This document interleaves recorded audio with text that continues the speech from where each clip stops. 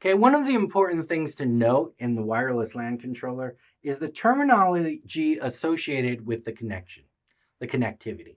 Because it's not just all about the ports on a wireless LAN controller. A lot of people think it is, it really isn't. First off, there's a difference between port and interface on the wireless LAN controller. I know some of you are shaking your heads right now. It's okay, we'll go through it. The port is physical, okay? This is the physical aspect. These are the actual ports. Ports 1, 2, 3, 4. Bam. Right there. We see it.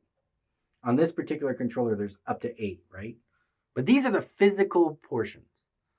The interfaces are logical. This is what throws people. When I talk about interface 1 on a wireless LAN controller, I am not talking about port 1. Port 1 is physical. Interface 1 is logical. Now, why do I have a logical interface? Well, the logical interfaces are mapped to our wireless LANs, which is the actual configuration. Okay, let me jump out. Jump to the real environment and you can see what I'm saying. Wireless LAN, this is a wireless LAN. This is completely a configuration. This wireless LAN. I can create multiple wireless LANs. I can create a new wireless LAN if I want to. We're getting ahead of ourselves. But we could call this Wireless LAN Lab 2. And we can give this the SSID of Wireless Lab 2.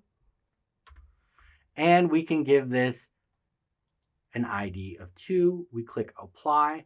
Now, if I jump back out to our wireless LANs, we go to Wireless LANs Overview. If I go out to Wireless LANs Overview, you can see now I have 2 different SSIDs, don't I?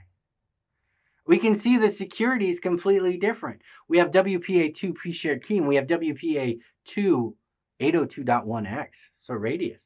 But these 2 exist on the same wireless LAN controller, and these 2 can both be pushed out through the APs connected to that wireless LAN controller. So ports no longer does me anything, right? I need a go-between. That's why interfaces come in place, because I have the configuration and I have this physical port. I need a way to map my configuration, somehow get a VLAN access enabled there, somehow get all that configuration to narrow things down to a particular logical connection. And that's why I have this interface level in the middle. It's my go-between. So you can see that we map ports to interfaces, and that's how we get our different VLANs, because our VLANs are defined here and mapped to interfaces, and then our interfaces can be mapped to ports.